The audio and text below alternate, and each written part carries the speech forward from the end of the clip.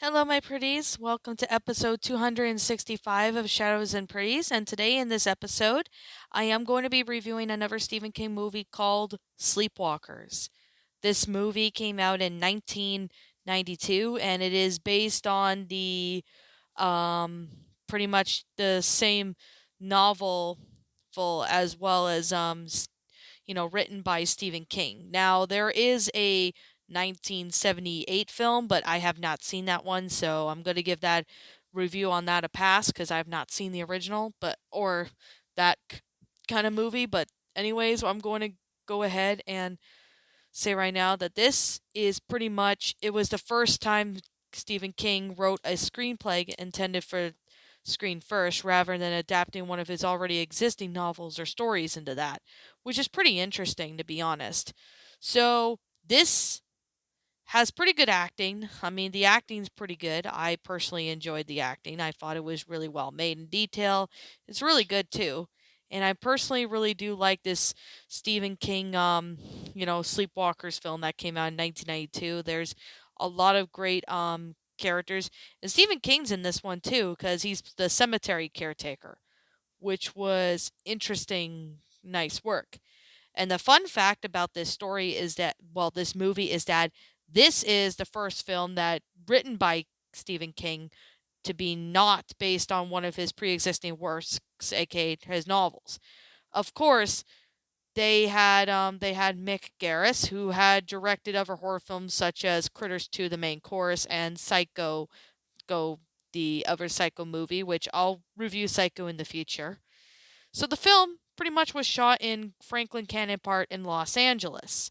So the characters were pretty neat. However, there is a rumor that there is a sequel coming out, but it's a potential reboot or something, but I have no idea if that's actually going to be the case or not with it. So I can't really say if, that's going to be the case or not, but I'm going to go ahead and review this film that Stephen King wrote, the screenplay or whatever for it.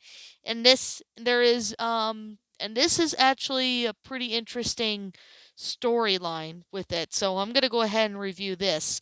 So then that way I can give people a refresher, especially if they haven't seen the movie in like a really long time, and for those who want to have a chance to watch this again. So anyways, let's begin. So basically this story is about Charles Brady and his mother, aka lover, Mary, are sleepwalkers, nomadic shape-shifting energy vampires who feed off the life force of virgin women.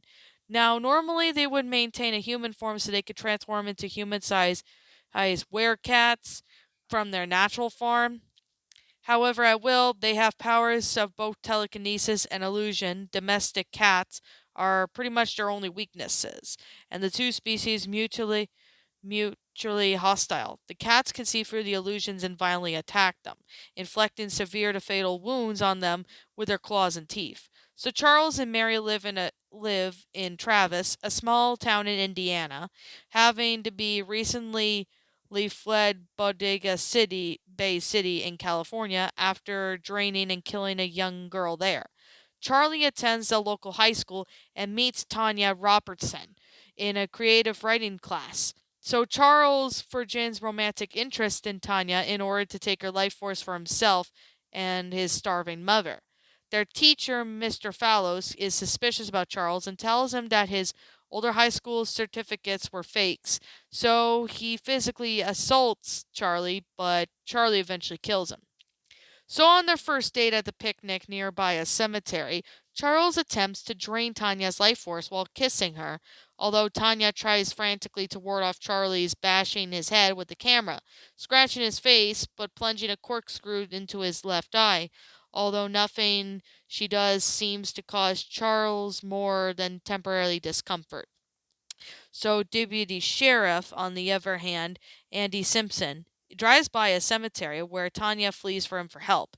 But Charlie kills Simpson when Charlie resumes feeding off of Tanya. The deputy's these pretty much cat Clovis is arranged by his master's death and finally scratches him in the chest and and face pretty faced. So pretty much When they scratch his face and chest, mortally wounded, Charles staggers back home to his mother, who is able to make them invisible and thus keep Charles from being arrested when the police storm to their house. Clavius, the small number of cats begin to gather outside, only being kept at hold by a leg hold at bay by traps that the sleepwalkers have set. So, knowing that the only way of their dying son is to survive his feed, Mary attacks Robertson's household, killing several deputies in state of troopers and severely wounding Tanya's parents. She kidnaps Tanya and takes her back to the house while Charles is near death, but Mary revives him and Charles makes a final attempt to drain Tanya's life force. However, Tanya plunges her fingers into his eyes, killing him. Tanya eventually escapes with the help of the sheriff, whom Mary later impales on the picket fence surrounding the house. The cats have been gathering around their house, led by Clavius, jump on Mary and claw and bite her until she bursts into flames and then she dies. Tanya then hugs Clavius, her savior, as the other cats depart, leaving Mary's body laying in the blaze as the former driveway, thus how the film ends.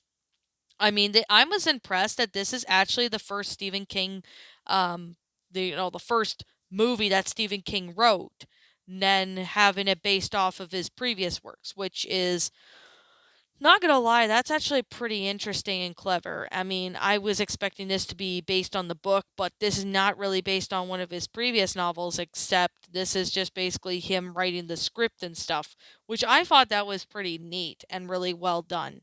That he managed to sit there and do that. I mean, the movie itself, I honestly really enjoyed it. It's a pretty good film involving, sleepwalkers. It's not really, it's pretty much a zombie kind of thing, but I really do like it. It's pretty interesting. Even for a film in the 90s, this one was still pretty well made, even though it involves, more or less you know, these werecat creatures. I mean, when the werecat creatures, especially the face and the makeup texture on it in the movie, it kind of reminds me of those werecat creatures from Scooby Doo on Zombie Island. It kind of reminds me of that because it's just honestly really well made in detail. And I personally really thought this was a pretty good film for what this is. Now I haven't watched the movie yet in a long time. Like I think I saw it like years ago, but I haven't watched it in years.